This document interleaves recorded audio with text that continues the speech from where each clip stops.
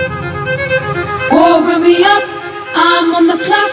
Put me on top, everybody drop.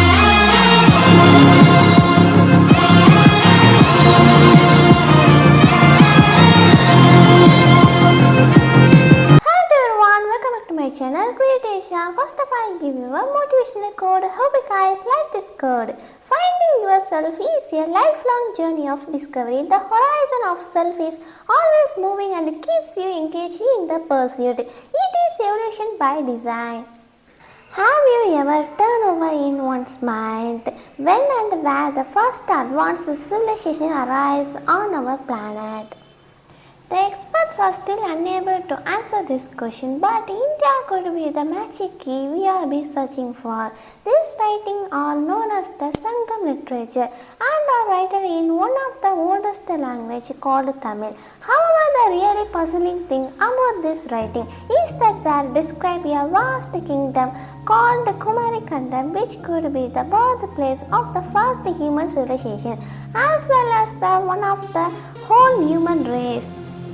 Before we are going to explore the legend about Kumari Kandam, if you don't subscribe to my channel, just subscribe. It's time to zip up your time travel jumpsuit and let us blast off. How did the mystical concept of Lemuria make its grand entrance into our world? Now I will talk briefly about a hypothesis which has sparked great interest in finding the lost kingdom of Kumari Kandam. In the year 1864, the geologist Philip Sclater was studying the lemur fossils in Madagascar, but what surprised him the most was the discovery of lemur fossils in southern India. Studies have proven that the lemurs did not evolve independently in both India and Madagascar, and he could not find those fossils in either the mainland Africa or in the Middle East.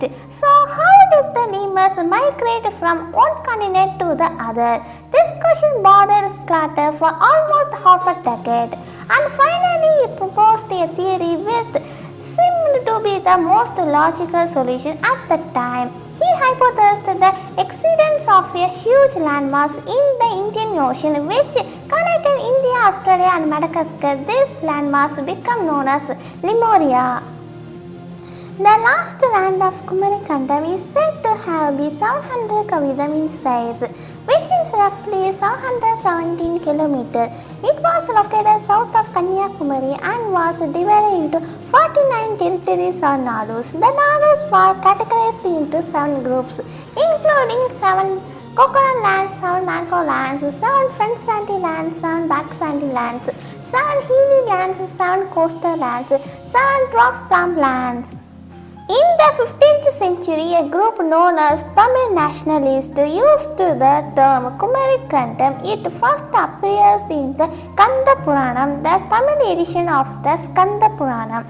A holy Hindu text, it refers to a Asian now lost continent called the birthplace of civilization. The tale also spread to India, where the country once accepted the legend as a historical fact. The tale also speaks of its rulers ruling the entire Indian subcontinent, suggesting that the Tamil civilization is among the oldest. When Kumari Kandam disappeared below the waves, its inhabitants scattered and created different civilizations, turning the Asian continent into the lost birthplace of civilization. There is no dignified evidence for the existence of Lemuria or Kumari Kandam.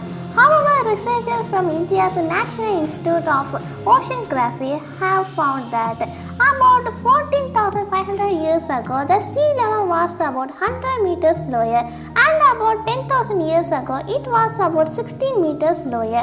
This suggested that there may have been a long land bridge connecting Sri Lanka and mainland India. In the past, global warming accelerated 12,000 years ago, causing sea levels to rise and repeatedly flooding numerous settlements along the coasts of India and Sri Lanka. One of the pieces of evidence supporting the existence of Kumari Kandam is the so-called Adam's Bridge, composed of sand, small pebbles and corals, which connects mainland India with Sri Lanka.